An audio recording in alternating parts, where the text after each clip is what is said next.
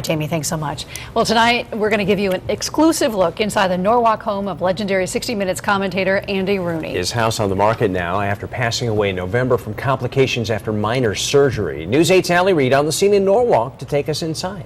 This is where Andy Rooney called home for more than 50 years. He and his wife raised their 4 kids here, and today we're getting an exclusive tour inside. Come on in.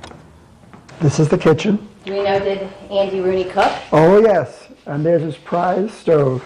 His daughter told me that was one of his prides and joy. He loved coming here and cooking and doing things for the family. Though his furniture was recently sold at a tag sale, there are remnants of Rooney all over the house, like the wood desk he built for his office. There was typewriters along there and a lot of magazines, and it was like a bench, a small. It looked like he'd turn around and do different things. His handiwork can be seen all throughout the house.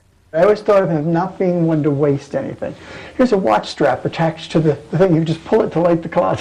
All his projects built right here in his basement wood shop. I just picture him being here, working on a project, having a grand time. And when I looked around, just the feeling. You can just envision him being in here. Yeah.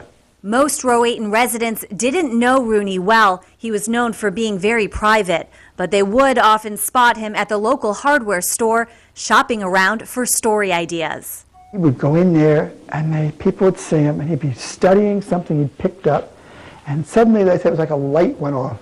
Put it down, off he'd go. And they said very often next week on the program, he'd be doing a story about some innocuous little item, but you realize it had been something he'd seen perhaps in the hardware store or somewhere else. That's how he picked up his stories. It was really great.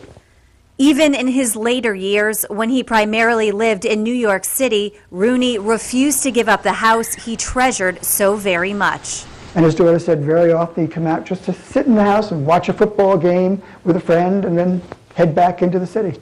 This house can be yours for just under $750,000. Reporting on the scene in Rowayton, Andy Reid, News 8.